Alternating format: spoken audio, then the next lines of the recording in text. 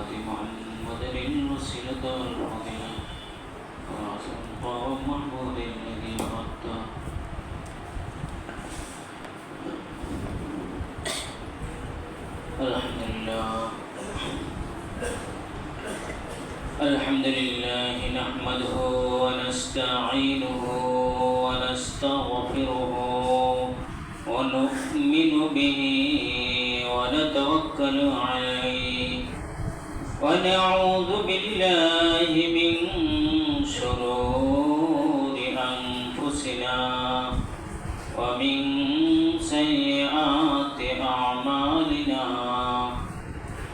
من يهدي الله فلا مضل له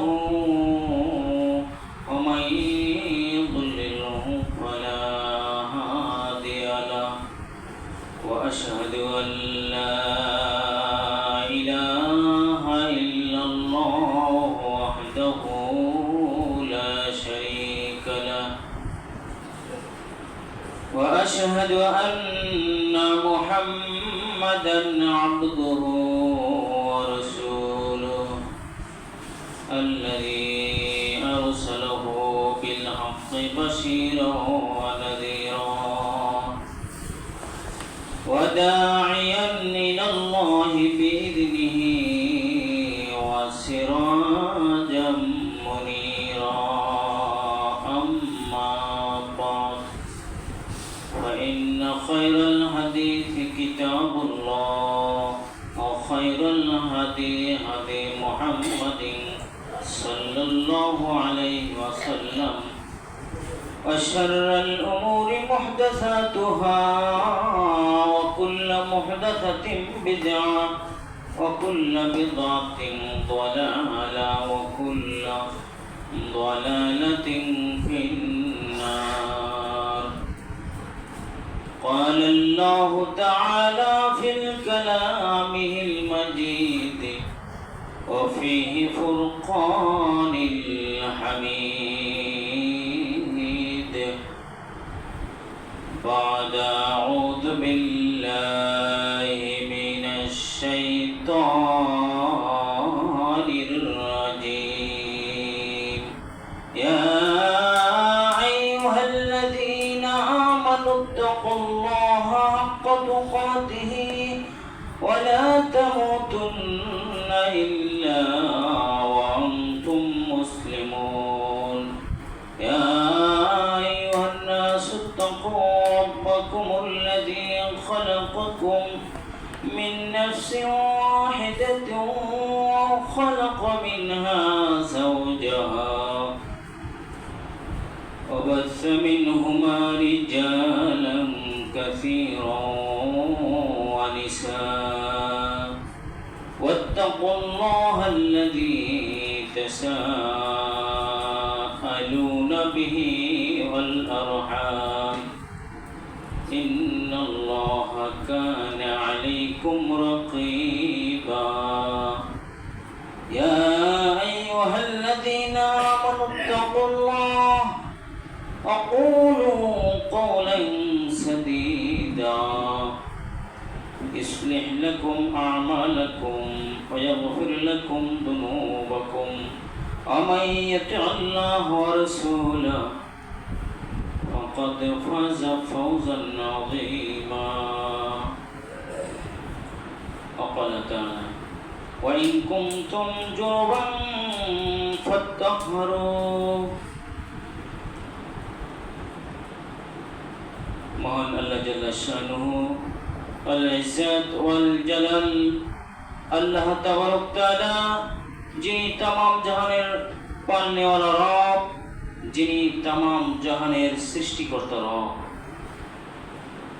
যিনি तमाम জাহান সৃষ্টি করেছেন সেই মহান প্রভুর তারিফ এবং প্রশংসা হামদে বারি তাআলা জবানি শুকর আদায় করে আলহামদুলিল্লাহ এবং নবী করিম সাল্লাল্লাহু আলাইহি ওয়াসাল্লামের উপর অসংখ্য দরুদ আল্লাহুম্মা সাল্লি আলা মুহাম্মাদ ওয়া আলা আলি মুহাম্মাদ কামা সাল্লাইতা আলা ইব্রাহিম ওয়া আলা আলি ইব্রাহিম ইন্নাকা হামিদুম মাজিদ. আল্লাহুম্মা বারিক আলা মুহাম্মাদ ওয়া আলা আলি মুহাম্মাদ كما باركت على إبراهيم وعلى آل إبراهيم إنك حميد مجيد. আজকের খুতবার আলোচ্য বিষয় হলো গোসল এবং তায়াম্মুম। আগে গোসলের আলোচনা হবে, তারপরে সময় থাকলে তায়াম্মুমের আলোচনা হবে। তবে এই আজকের মূল আলোচনার পূর্বে গত জুমায় আলোচনা ছিল ওযু, তাহারাতে জাহিরি, তাহারাতে জিসমি, যেটাকে বলা হয় বাহ্যিক বা শারীরিক পবিত্রতা। এই পবিত্রতা দুই প্রকার, তাহারাতে জিসমি, তাহারাতে বাতিনি বা তাহারাতে কলবি। তাহারাতে জিসমি বাহ্যিক বা শারীরিক পবিত্রতা কি কি? ওযু, তায়াম্মুম, গোসল।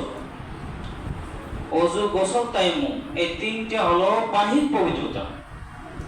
আর তাহারাতে বাতিনি বা তাহারাতে কলবি অন্তরের পবিত্রতা। সে অন্তরের পবিত্রতা কি? সমস্ত প্রকার গুনাহ থেকে অন্তরকে পবিত্র রাখাকে তাহরাতে কলবি বলা হয়। সমস্ত প্রকার গুনাহ থেকে যদি আমরা পবিত্র থাকতে পারি তাহলে আমাদের কলব অন্তর পবিত্র আছে। তাহলে এই বাহিক পবিত্রতার প্রথম আলোচ্য বিষয় ছিল ওযু। ওযুর মোটামুটি অনেকগুলো বিষয় আলোচনা হয়েছে, কিন্তু ভুলবশত একটা বিষয় রয়ে গেছে, সেটা হলো ওযু ভঙ্গের কারণ। গত জুমায় যে আলোচনা করছিলাম তার ভিতরে ওযু ভঙ্গের কারণটাই রয়ে গেছে। যেহেতু যেটা রয়ে গেছে সেটা তো আগে পূর্ণ করতে হবে। যেহেতু আমরা ওযু করতে জানি, ওযু কোন কোন কারণে যায় সেটা আমাদেরকে জানতে হবে। তো ওযু ভঙ্গের কারণ যা রয়েছে সেই কারণের ভিতরে প্রথম এবং 1 নম্বর কারণ হলো পায়খানা বা প্রস্রাবের রাস্তা দিয়ে কোনো কিছু বাহির হওয়া।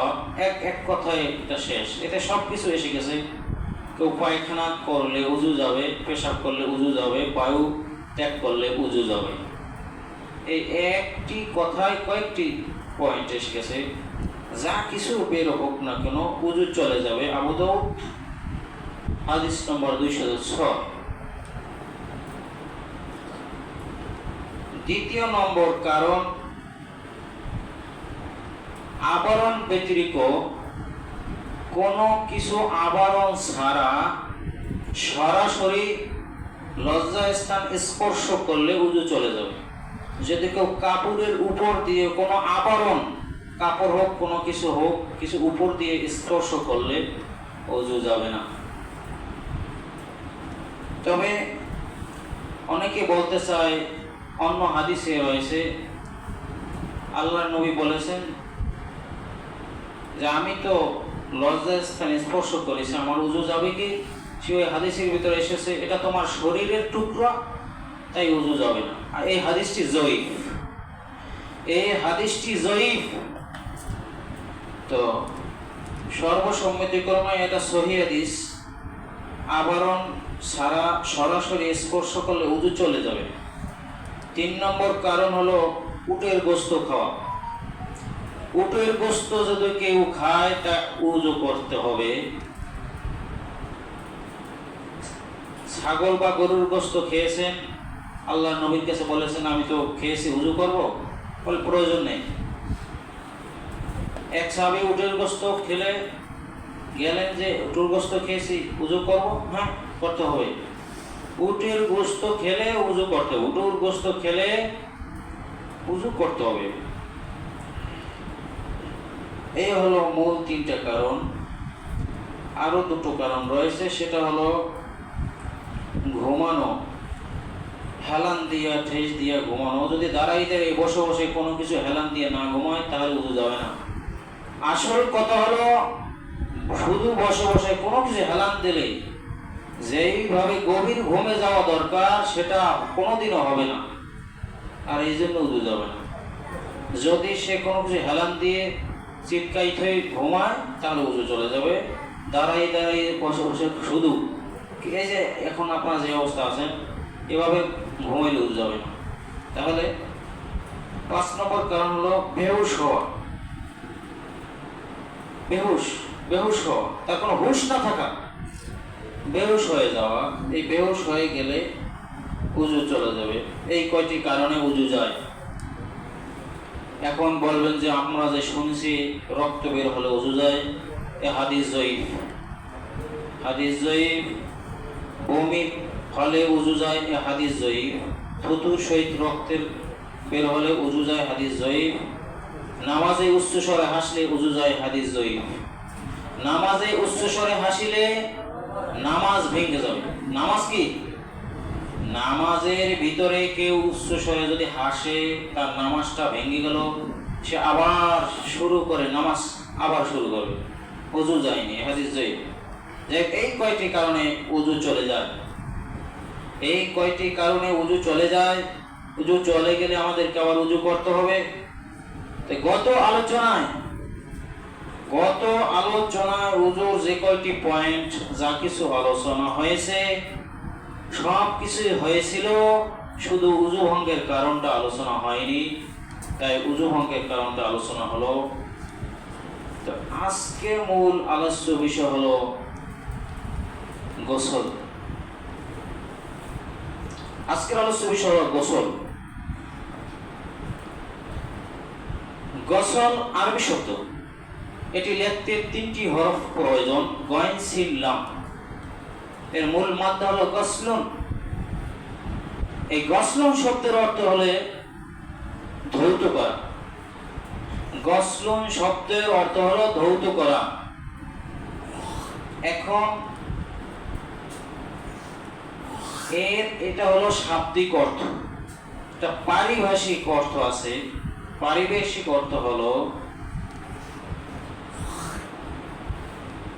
নির্দিষ্ট কিছু অঙ্গ প্রত্যঙ্গ নির্দিষ্ট নিয়মে ধৌত করা সুন্দরভাবে, যাতে প্রত্যেকটি পশমের গোড়ায় পানি পৌঁছে যায়, এটাকে গোসল বলা হয়। আর এর ভিতরে 3টি কাজ থাকতেই হবে। যদি ফরজ গোসল হয় 3টি কাজ বাধ্যতামূলক থাকতেই হবে, তা না হলে তার গোসল বাতিল হয়ে যাবে। সেটা গোসলের ফরজের ভিতরে আসবে। তো এখন গোসলের 80 প্রকারভেদ।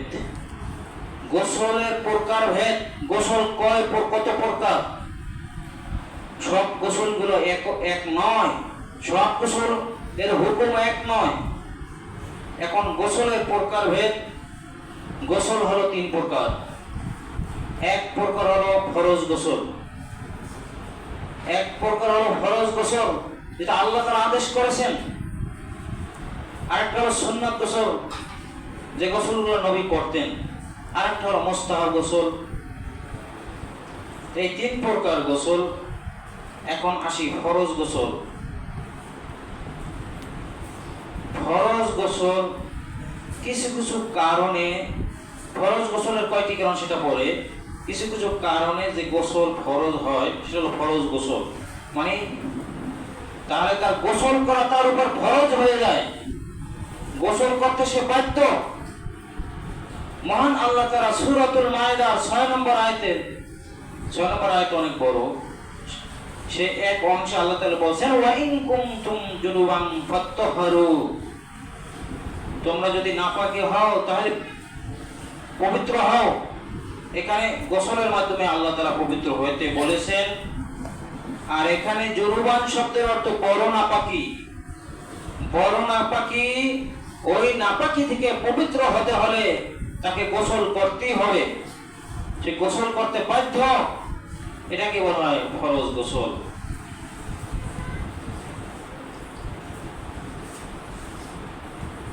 তো এখন এই ফরজ গোসল, গোসল ফরজ হলে এই গোসল কিভাবে করতে হবে? এই ফরজ গোসল করার নিয়ম, সকল গোসল করার নিয়ম একরকম নয়। ফরজ গোসল যখন আমরা করব তখন কিভাবে করব? 1 নম্বরে নিয়ত করব, মনে মনে আমরা পবিত্র হওয়ার জন্য নিয়ত করব, মনে মনে ধারণা করব যে আমি পবিত্রতা হওয়ার জন্য গোসল করতেছি, এতটুকু কথা মনে মনে ধারণা করতে হবে। এটা জিহ্বায় মুখে কিছু বলার দরকার নাই। বুখারী হাদিস রয়েছে বুখারীতে। 2 নম্বরে বিসমিল্লাহ বলা, দুই হাতে কবজি পর্যন্ত ধৌত করা। যখন আমরা গোসল করতে যাব ফরজ গোসল, তখন 2 হাতের কবজি পর্যন্ত ধৌত করতে হবে। বুখারী হাদিস 276। তারপরে 4 নম্বর কাজ হলো লজ্জাস্থান ধৌত করা।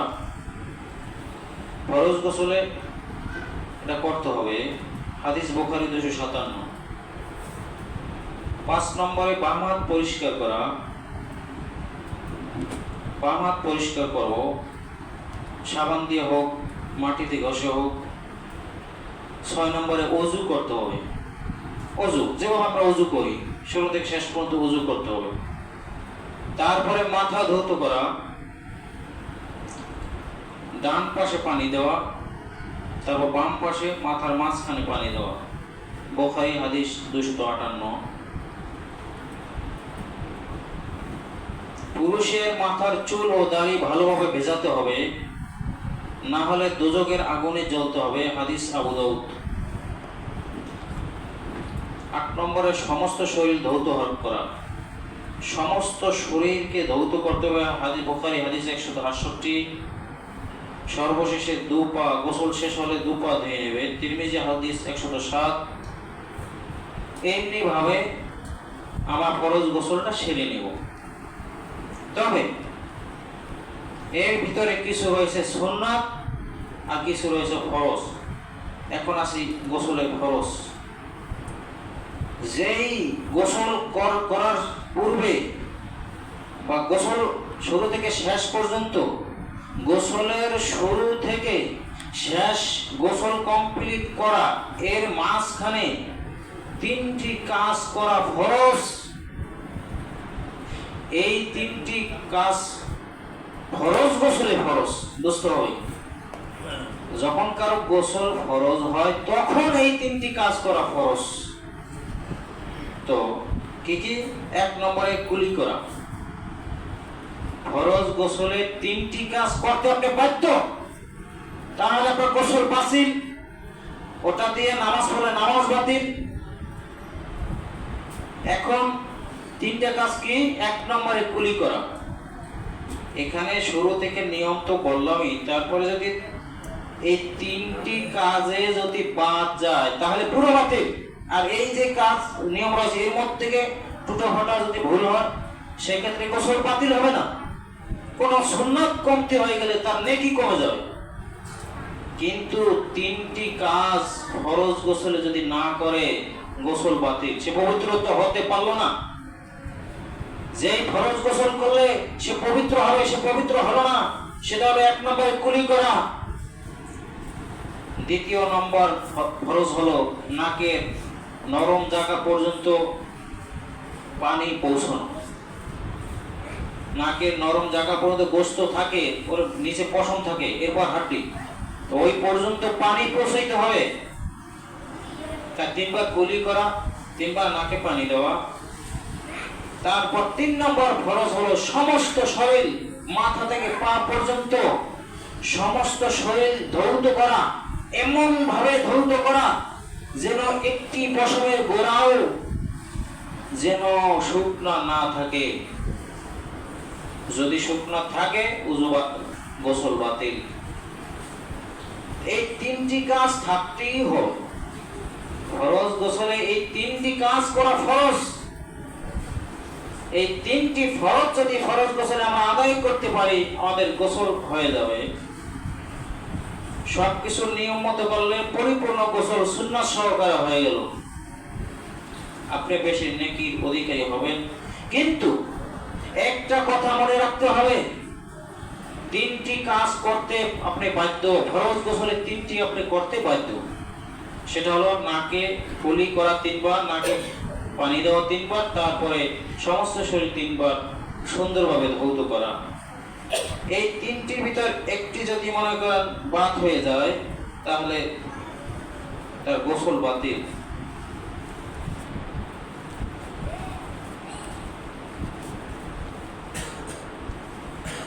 এবার আসি গোসলের সুন্নত সমূহ।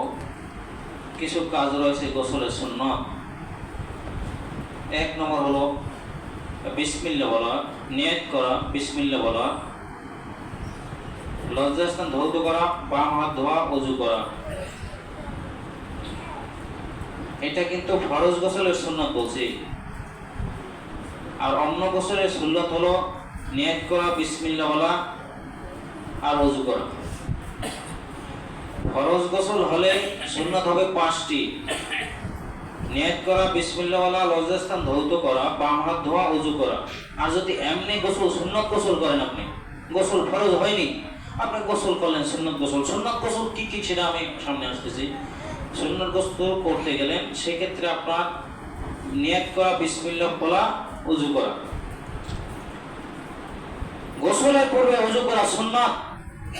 আপনি যেই গোসল করেন, ফরজ গোসল, সুন্নাত গোসল, আপনি মুস্তাহাব গোসল করেন, যে কোনো গোসল করেন না কেন, গোসলের পূর্বে ওযু করা সুন্নাত।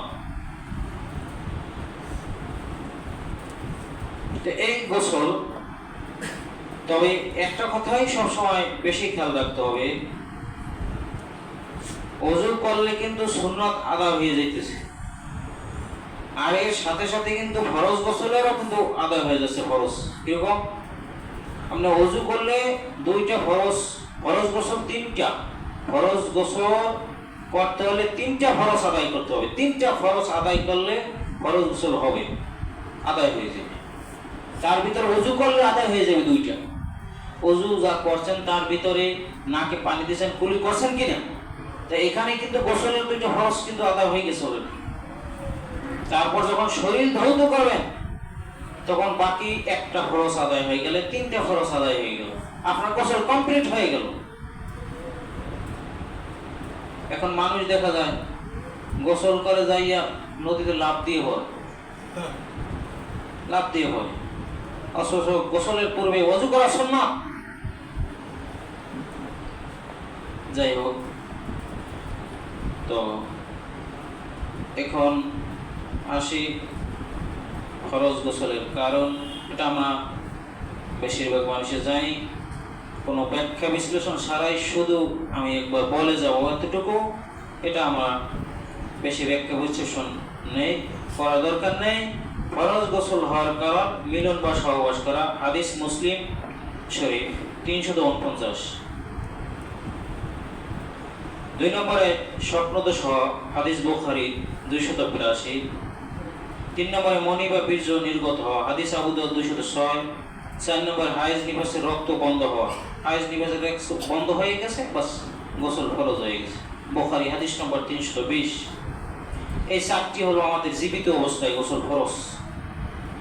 জীবিত অবস্থায় এই 4টি কাজ আমাদের মাধ্যমে সংগঠিত হয়ে গেলে আমাদের গোসল ফরজ হবে। আর এই গোসল আমরা নিজেরাই করব, এর একটা গোসল আমরা করব না, আমাদেরকে করাই দিতে হবে।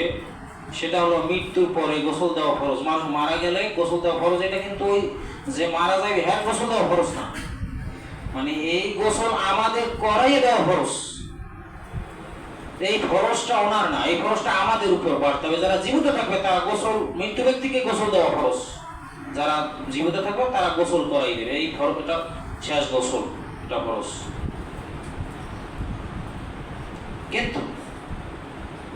কিন্তু শহীদদের জন্য এই গোসল ফরজ নয়। যারা আল্লাহ দ্বীনের জন্য, ইসলামের জন্য শহীদ হয়ে যাবে, তাদের এই গোসল ফরজ নয়।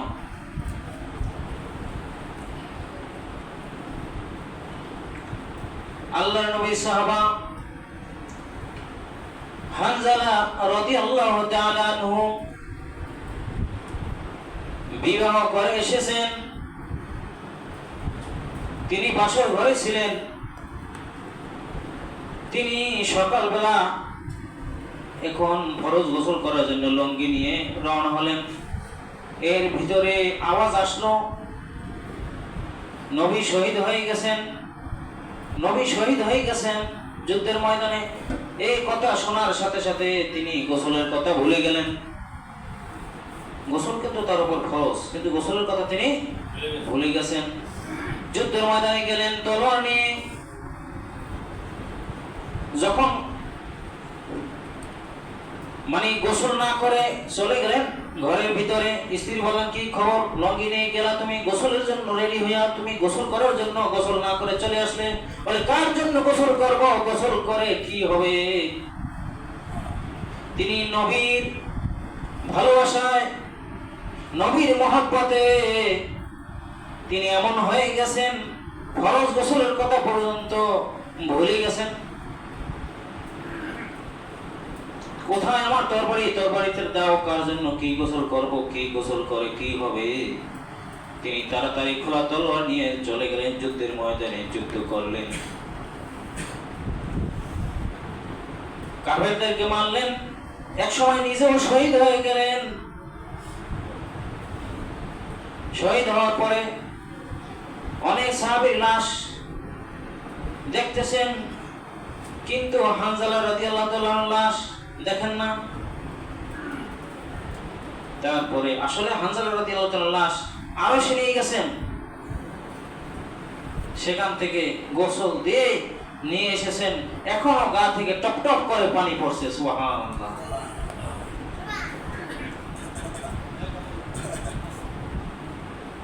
তো শহীদদের জন্য এই গোসল ফরজ নয়। এখন এটা তো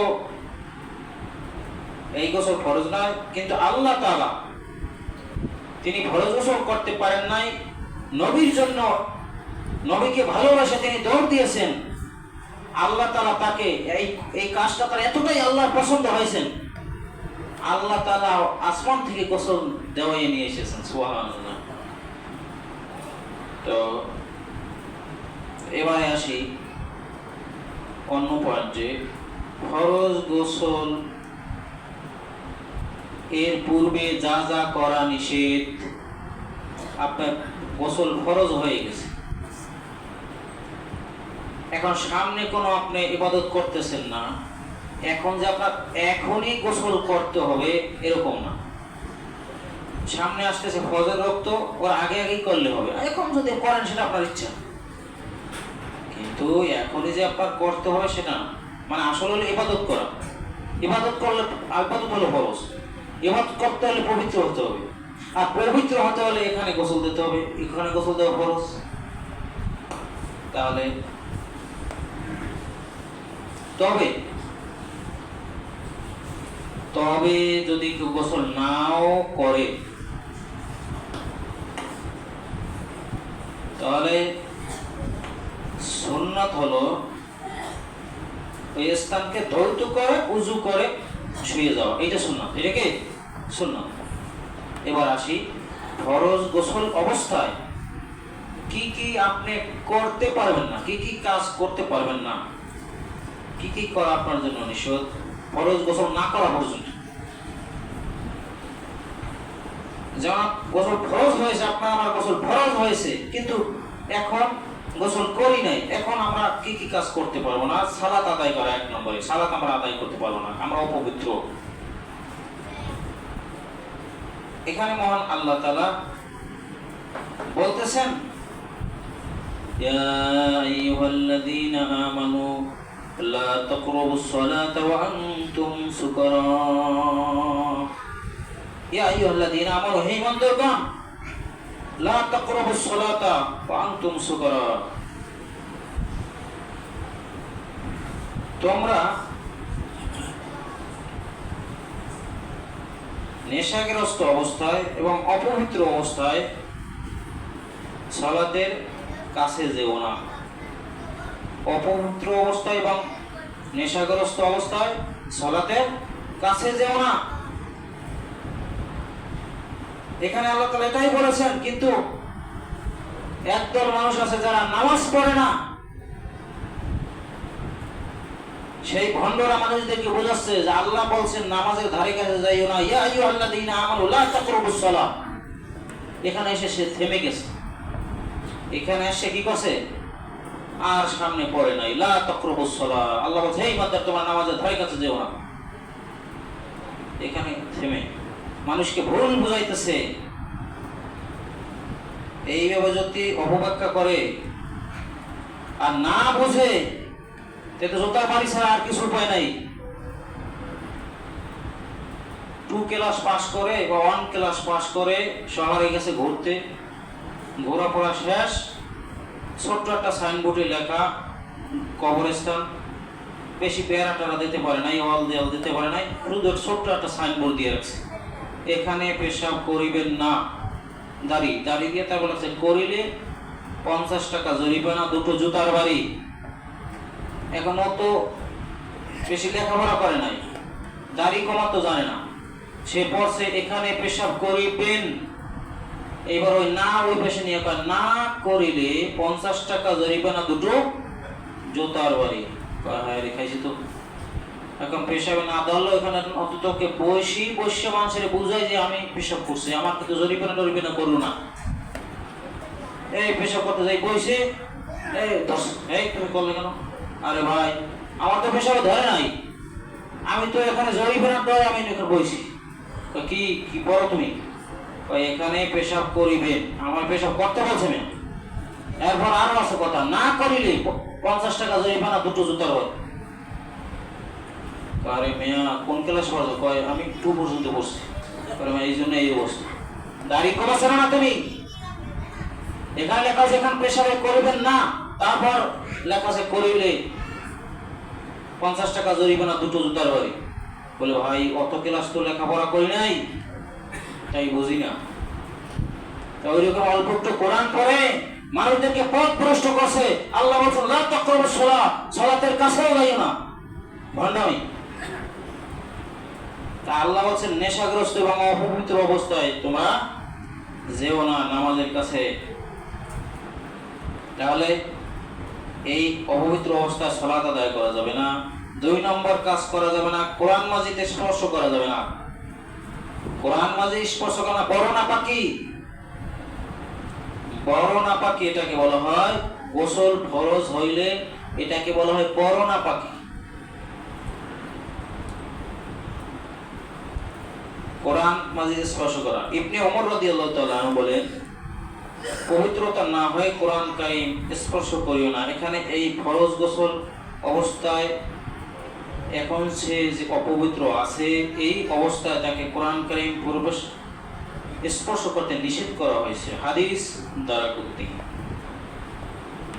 3 নম্বর কাজ হলো যেটা আমরা করতে পারবো না, কোরআন তেলাওয়াত করা। কোরআন তেলাওয়াত করা, কোরআন তেলাওয়াত আমরা করতে পারবো না। আলী রাদিয়াল্লাহু তাআলা বলেছেন রাসূলুল্লাহ সাল্লাল্লাহু আলাইহি ওয়াসাল্লাম আমাদেরকে কোরআন পড়িয়েছেন সর্বদা আমাদেরকে কোরআন পড়িয়েছেন, কিন্তু বড় নাপাকি ছাড়া। এখানে বড় নাপাকি বলতে ফরজ গোসল বোঝানো হয়েছে। ফরজ গোসল অবস্থায় কোরআন যাবে না। হাদিস তিরমিজি, হাদিস নম্বর 1014।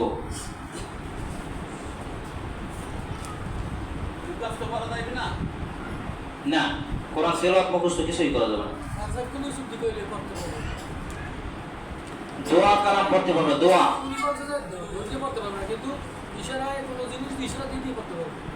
সেটা না। যাই হোক, এখন আসি সামনে। কয়টা কইন বলবো? 3টে না,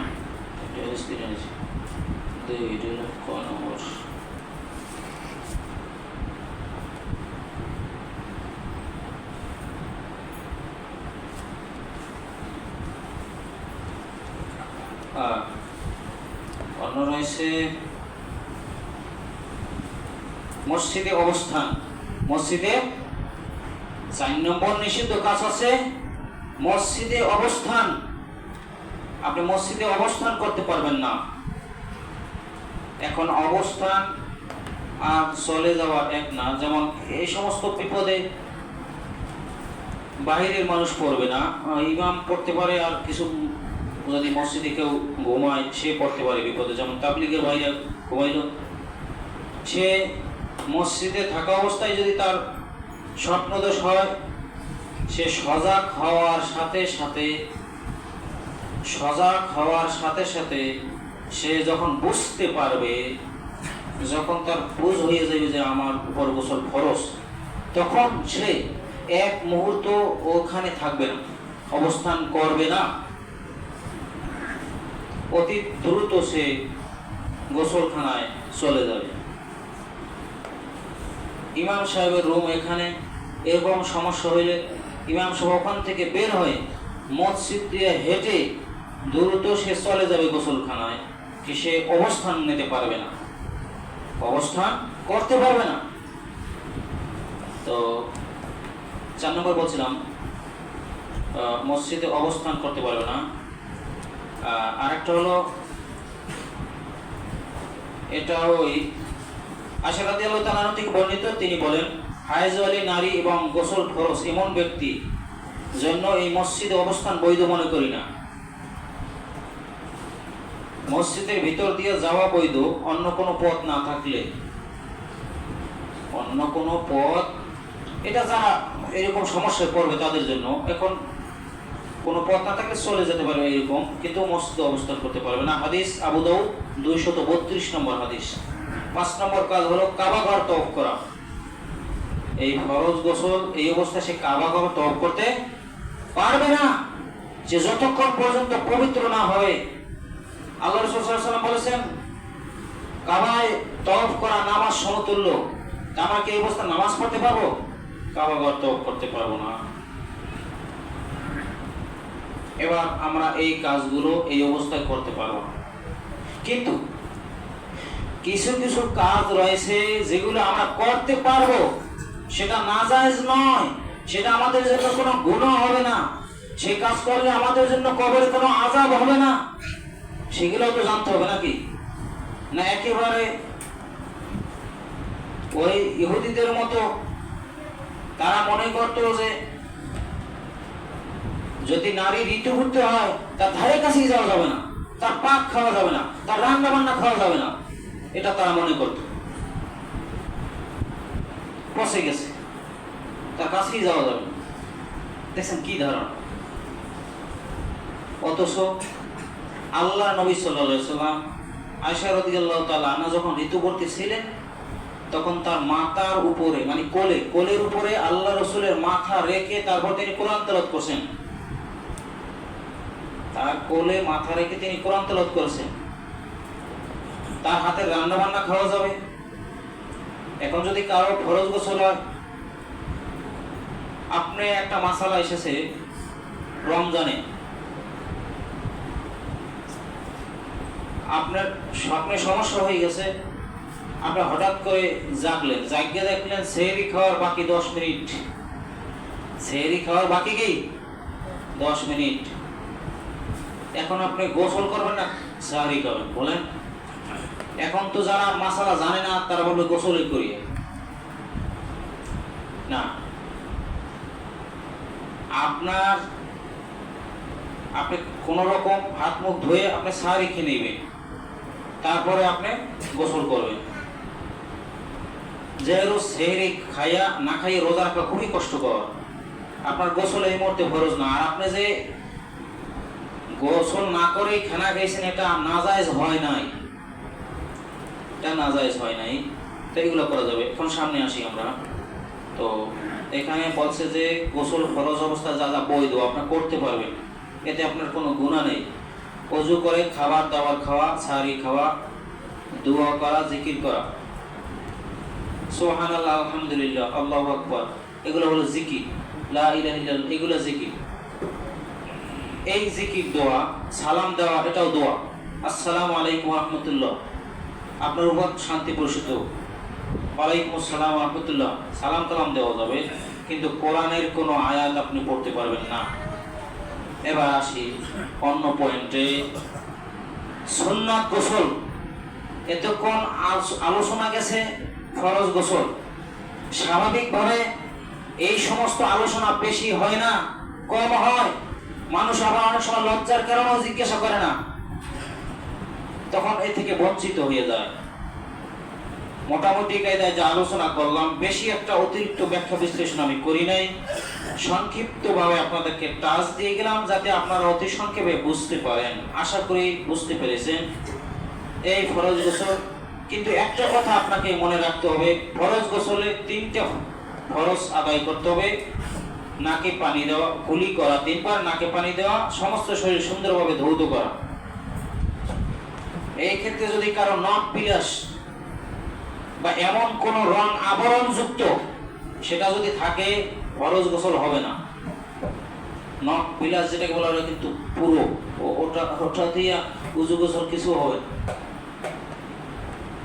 তাই 3টা কাজ ফরজ গোসলে করতেই হবে, এটা কিন্তু আমাদেরকে খেয়াল রাখতে হবে। এবার আসি সুন্নত গোসল। যেই সমস্ত গোসল করা সুন্নত, আপনি যদি ওই গোসলটা না করেন তাহলে আপনার কবরে আযাব দেওয়া হবে না। কিন্তু আপনি সুন্নাত থেকে, আপনি বিশাল সব থেকে বঞ্চিত হলেন। সুন্নাত গোসল কি? 1 নম্বরে জুমার নামাজের পূর্বে গোসল করা। এই গোসলকে কোন কোন ফাকি ওয়াজিব পর্যন্ত বলেছেন। যত সুন্নাত গোসলের যে কয় প্রকার আছে, যে কয়টি সুন্নাত গোসল রয়েছে, প্রত্যেকটি গোসলের ভিতরে সবচাইতে গুরুত্বপূর্ণ এবং 1 নম্বরে হলো জুমার সালাতের পূর্বে, জুমার নামাজের জন্য গোসল করা। আজকে যে আমরা জুমার নামাজের আগে আমরা গোসল করে, আমরা প্রস্তুতি গ্রহণ করে আমরা এখানে জুমার সালাতের জন্য এসেছি, এই যে গোসল করলাম, এই গোসল কোন কোন ফকি বলেছেন ওয়াজিব, কিন্তু সুন্নতে মুআক্কাদা, এটার নিচে নেওয়ার কোনো কাজ, এটা সুন্নতে মুআক্কাদা, এটার ফজিলত রয়েছে। জুমার সালাতের পূর্বে গোসলের ফজিলত রয়েছে। আল্লাহর নবী সাল্লাল্লাহু আলাইহি ওয়াসাল্লাম বলেন, যে ব্যক্তি জানাবাতের গোসলের ন্যায় জুমার নামাজের জন্য, যে ব্যক্তি জানাবাত মানে অপবিত্র, যেটা আমরা এই ফরজ গোসল একটু আগে আলোচনা করলাম, জানাবাতের গোসল আমরা ফরজ গোসলটাকে খুব যত্ন করে ভালোভাবে আমরা করি, পরিষ্কার পরিচ্ছন্ন হওয়ার জন্য, পবিত্র হওয়ার জন্য। আল্লাহ রাসূল সাল্লাল্লাহু আলাইহি ওয়াসাল্লাম বলেছেন, যে ব্যক্তি জুমার নামাজের জন্য এমন ভাবে গোসল করলো জানাবাতের গোসলের ন্যায়, সুন্দর করে গোসল করলো, গোসল করে প্রস্তুতি গ্রহণ করে তারপরে সে মসজিদের দিকে রওনা করলো, তার তাকদীরে যে নামাজ জুটে সেই পরিমাণ সে সালাত আদায় করলো। সে যদি মসজিদে আসে দেখে ইমাম খুতবায় দাঁড়িয়ে গেছে, সে 2 রাকাত পড়ার চান্স পাবে, আর বেশি পড়তে পারবে না। 2 রাকাত, এখন খুতবা চলছে, এখন কেউ আসলে 2 রাকাত পরে বসে যাবে। কিন্তু যখন এসে দেখবে ইমাম খুতবায় দাঁড়ায়নি, সে 2 রাকাত এরকম করে যে কয় রাকাত পড়তে পারে। সে মনে করলো যে খুতবা শুরু হইতে 10 মিনিট বাকি, আমি 2 রাকাত না, আমি 2 রাকাত করি, আমি 6 রাকাত পড়বো, পড়ুক, 6 রাকাতের নেকি পেল। তাহলে তার তাকদীর যা জুটেছে সে সালাত আদায় করেছে। করার পরে সে কাউকে না ডিঙ্গিয়ে, কাউকে ডিস্টার্ব না করে, সে যেখানে স্থান পেয়েছে সেখানে বসে পড়ল। বসার পরে ইমাম সাহেবের খুতবাকে সে মনোযোগ সহকারে শুনলো।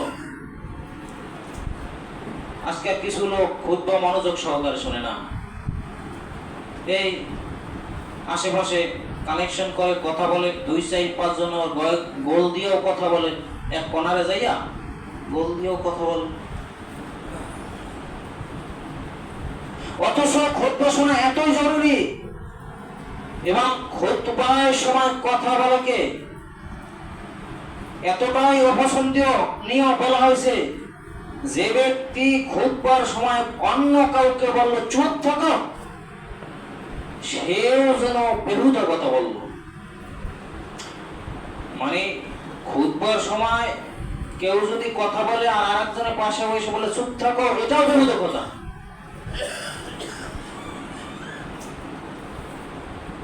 তাহলে খুতবা শোনা কত জরুরি। ওই ব্যক্তি কোনো কথা বলল না, ইমামের খুতবাকে সুন্দরভাবে চুপ করে শুনলো। তারপর ইমাম খুতবা কমপ্লিট করে দাঁড়িয়ে গেল, ইমামের সাথে সালাত আদায় করলো, এই যে জুমার মূল 2 রাকাত ফরজ আদায় করলো। তাহলে সে যেন এক জুমা থেকে অপর জুমা, এখানে আরো 3 দিন বাড়িয়ে বলা হয়েছে, এর ভিতরে যত যা কিছু সগীরা গুনাহ হবে আল্লাহ তাআলা সব ক্ষমা করে দিবে, সুবহানাল্লাহ। এটা হয়ে যাবে তার কাফারা স্বরূপ। তাহলে এত ফজিলত রয়েছে এই। তাহলে জুমার গোসল কিন্তু সুন্নতে মুআক্কাদা, মানে যেই গোসলের জন্য তাগিদ করা হয়েছে। এই হাদিস এটা রয়েছে বুখারী শরীফ 858 নম্বর হাদিস, সহিহ বুখারীর 858 নম্বর হাদিসে বলা হয়েছে। দ্বিতীয় নম্বর সুন্নাত গোসল, আরেকটা যেটা সুন্নাত গোসল, আল্লাহর নবী যে সুন্নাত গোসলগুলো করতেন দুই ঈদের গোসল, মানে ঈদুল ফিতর এবং ঈদুল আজহার সালাতের জন্য আপনি যখন যাবেন তার পূর্বে গোসল করবেন। এই গোসলটা সুন্নত গোসল। তারপরে 3 নম্বর সুন্নত গোসল হলো হজ বা উমরার ইহরাম বাঁধার পূর্বে। হজ, মূল হজ যেটাকে বড় হজ বলা হয়, যে হজ করা মানুষের জন্য ফরজ, অথবা উমরা, হজের সময় ব্যতীত অন্য সময় উমরা করে, এই উমরা, হজ বা উমরার ইহরাম বাঁধার পূর্বে যে গোসল করা এটা সুন্নত। কাবাগার তাওয়াফ করার পূর্বে গোসল করা সুন্নত। হাদিস বুখারীর আরাফার দিন গোসল করা, আরাফার দিনের গোসল সুন্নাত। 6 নম্বরে সুন্নাত গোসল হলো মেয়েদের রোগজনিত কারণে সেরাব হলে গোসল করা সুন্নাত। ইসলাম গ্রহণের পূর্বে গোসল করা সুন্নাত। ইসলাম গ্রহণ করবে তার পূর্বে গোসল করা সুন্নাত। 8 নম্বরে মৃত্যু ব্যক্তির গোসলদাতা, যে ব্যক্তি মৃত্যু ব্যক্তিকে গোসল দিয়েছেন সেই গোসল দেওয়া। 9 নম্বরে সুন্নাত গোসল হলো বেহুশ হলে, বেহুশ হয়ে গেছিল তারপরে হুশ হয়েছে, এখন তার জন্য গোসল দেওয়া সুন্নাত। 10 নম্বর সুন্নাত গোসল হলো শিংগা লাগানোর পর। শিংগা লাগায় না? শিংগা লাগায়, এখানে শিংগা লাগানো কিন্তু জায়েজ, সে মশলাটা জানতে হবে আমার। কিন্তু শিংগা লাগাতে পারবেন, কিন্তু কোন গণক ঠাকুরের গণকার কাছে যেতে পারবেন, যে যদি বলে আমার হাতটা দেখেন তো আমার ভাগ্যটা ভালো কিনা, ভবিষ্যতে কোনো আমার বিপদ আপদ, কঠিন কোনো বিপদ আপদ আছে কিনা, গাড়ির তলে পড়া, অ্যাক্সিডেন্ট করা, কোনো সমস্যা টমস্যা আসেনি, দেখেন আমার হাতটা গুনে দেখেন তো, এটা বলার সাথে সাথে 40 দিনের ইবাদত তার আমলনামা থেকে কাটা যাবে। বলি নাউজুবিল্লাহ। 40 দিনের যে ইবাদত আসলে, ইবাদত তো করছে, নামাজ পড়ছে, জিকির আজকার, তাসবিহ, তাহলিল, দান, খয়রাত, কত কিছু ইবাদত কাটা যাবে। আরেকটা হলো, এটা তো কাটা যাবে, কিন্তু আরেকটা হলো যদি কেউ কাউকে হেনস্থা করার জন্য জাদুকরের নিকট যায়, অথবা কাউকে বশ করার জন্য জাদুকরের কাছে যায়, তাহলে তার ঈমান ভেঙে যাবে। ঈমান ভাঙ্গর কারণ হলো 10টির ভিতরে একটি, কেউ জাদুকরের কাছে কোনো কিছু হাসিল করতে যাওয়া, হতে পারে সেটা বশ করা, হতে পারে শত্রুতে দমন করা।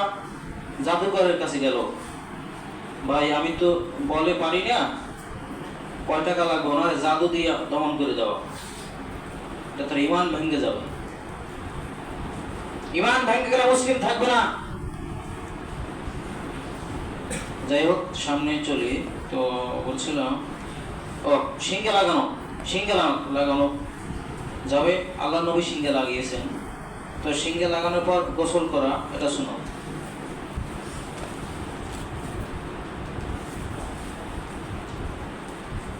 এবার সামনে চলি, গোসলের মাসআলা। গোসলের পূর্বে ওযু করলে পরে ওযু করা লাগবে না। গোসলের পূর্বে যদি কেউ ওযু করে তাহলে গোসলের পরে আর ওযু করা লাগবে না। তো যদি কেউ পূর্বে নাও করে পরে করা লাগবে না, তার কারণ গোসলে যে অঙ্গ প্রত্যঙ্গ ধৌত করা হয় সেগুলো ওযুতে হয়ে যায়, কিন্তু ফরজ গোসলে ওযু করতে হবে শুরুতে। একান্ত 3টে কাজ করতে সে বাধ্য, সেটা হলো কুলি করা 3 বার, নাকে পানি দেওয়া, সমস্ত শরীর 3 বার ধৌত করা। ওযু করলে তো আরো উত্তম হয়ে গেল, কিন্তু এই 3টি কাজ করতে সে বাধ্য। তাহলে কিন্তু এখানে বলা হয়েছে, কিন্তু ফরজ গোসলের পূর্বে ওযু না করলে, ফরজ গোসলের পূর্বে ওযু না করলে পরে ওযু করতে হবে। দ্বিতীয়, মাসালা হলো পুরুষ ও মহিলার গোসলের নিয়ম একই। 3 নম্বর মাসালা হলো নারী ও পুরুষ উভয়কেই গোসল করা উচিত পর্দায়। পুরুষকেও পর্দায় গোসল করা উচিত, কিন্তু পুরুষের পর্দায় গোসল করা সুন্নাত, মহিলাদের পর্দায় গোসল করা ফরজ। মানে পুরুষরা যদি পর্দায় গোসল করে এটা তার জন্য একটা সুন্নাত আদায় হইলো। কেউ যদি পুরুষ যাইয়া খোলামেলা গোসল করে তাতে তার গুনাহ হবে না, কিন্তু পুরুষরাও পর্দায় গোসল করা সুন্নাত।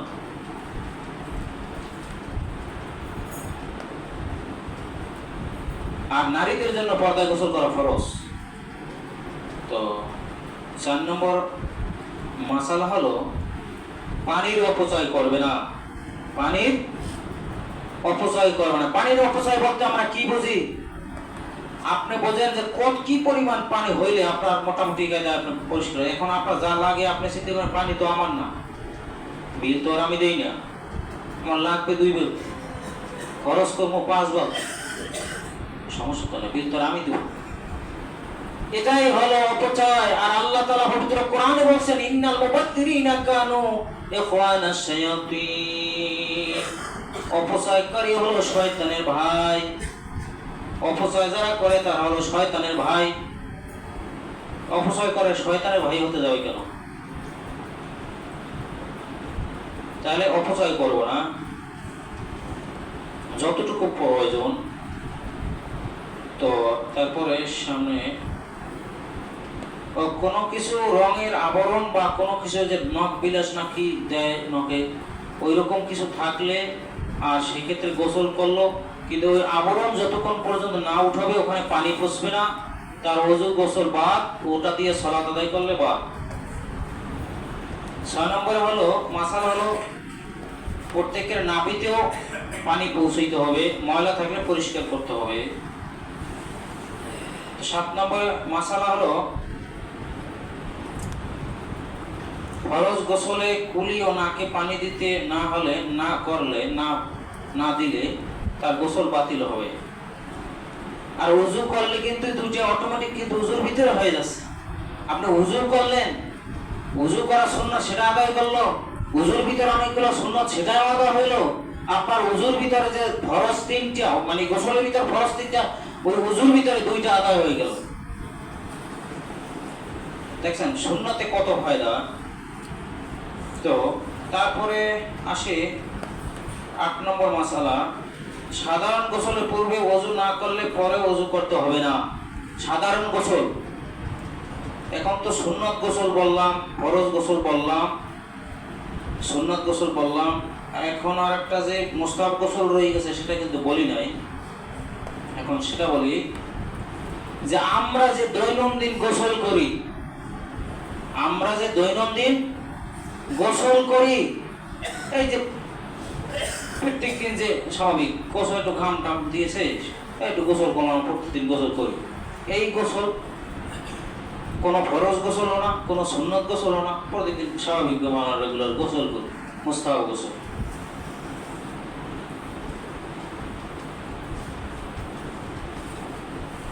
যাই হোক, এই আজকের আলোচ্য বিষয় হলো এই গোসল। তাহলে গোসল আমরা জানলাম 3 প্রকার, ফরজ গোসল, সুন্নাত গোসল, আর একটা হলো মুস্তাহাব গোসল। এই বিষয়গুলো প্রত্যেকটাই প্রকার ভেদ, এবং ফরজ গোসল অবস্থা কি কি করা যাবে কি কি করা যাবে না এগুলো আলোচনা হয়েছে। এখন পরবর্তী পর্ব ছিল তায়াম্মুম। তবে এখন সময় অল্প, তায়াম্মুমের আলোচনা সম্ভবত করা যাবে না, যদিও আমি কোরআন হাদিস থেকে তার প্রকার ভেদ এবং তায়াম্মুমের দলিল, তায়াম্মুমের প্রকার ভেদ, তায়াম্মুম কোন কারণে ভঙ্গ হয়, মানে যাবতীয় যা কিছু আমি যদি সংগ্রহ করেছি, কিন্তু এখন সময় সংক্ষিপ্তে সে তায়াম্মুমের আলোচনা করলে কমপক্ষে 40 থেকে 50 মিনিটের মতো মোটামুটি আর কি প্রয়োজন হয়। যাই হোক, আজকে সম্ভবত সে বিষয়ে যাচ্ছি না। তো আজকে আরেকটা বিষয় হলো প্রত্যেকদিন গত জুমায় সময় 5 মিনিটের মতো সালাতের বিষয়ে বলছিলাম।